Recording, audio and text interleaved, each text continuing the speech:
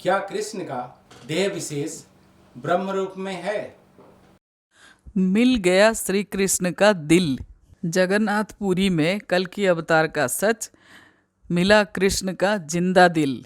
जगन्नाथ जी की मूर्ति का, ब्रह्म पदार्थ का रहस्य, यहाँ मिला श्री कृष्ण का हृदय।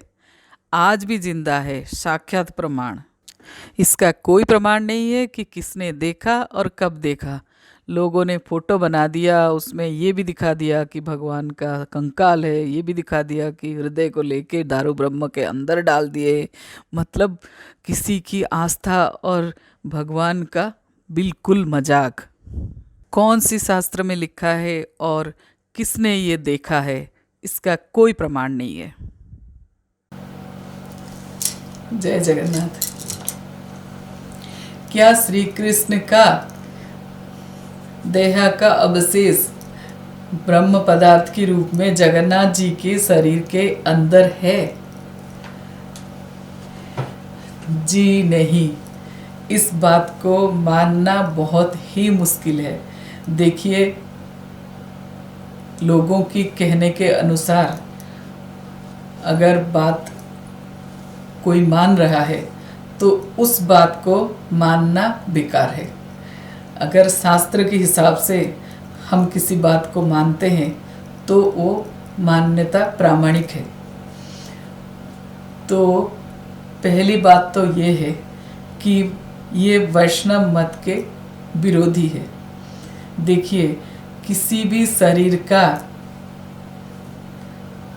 देहा अवशेष को कभी भी, मृत्यु के बाद का देहावशेष जो है उसको कभी भी पूजा स्थान में नहीं रखा जाता है। तो दूसरी बात, जब श्री कृष्ण अवतार लेके आए थे तो क्या भगवान का शरीर और भगवान का आत्मा अलग था?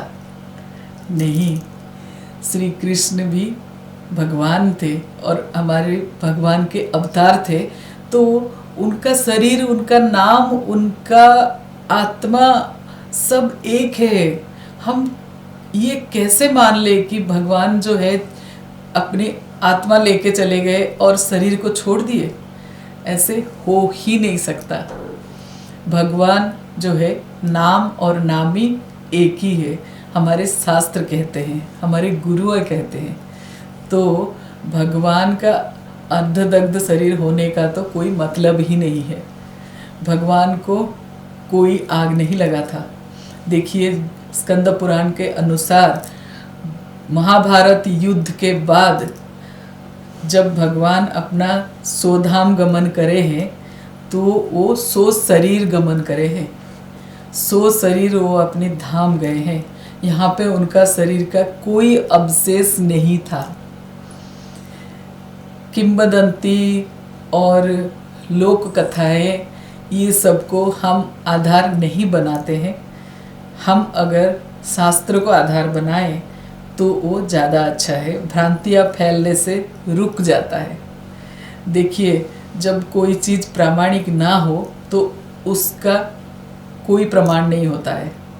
तो इसीलिए ये ज़रूर कहा जा सकता है कि जगन्नाथ जी के शरीर के अंदर श्री कृष्ण के अर्धदग्ध हृदय पिंड नहीं है।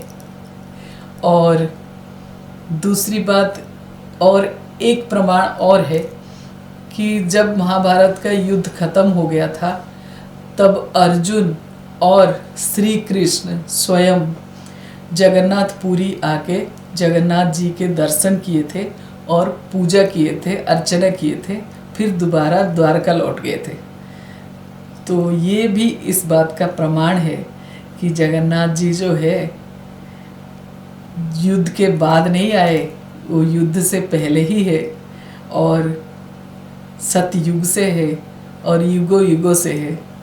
जगन्नाथ जी का जगन्नाथपुरी में जो नीलांचल धाम है वो प्रलय काल में भी अविचलित रहता है। उसमें कोई खंडित नहीं होता है, कोई चलन नहीं होता है, अविचलित रहता है और वो उनका 100 धाम है। तो ये सब भ्रांतियाँ जो है जो आजकल मीडिया के थ्रू फैल रहा है, इसको हमें रोकना चाहिए। जगन्नाथ परंपरा की प्रचार में ये बाधक है। जय जगन्नाथ।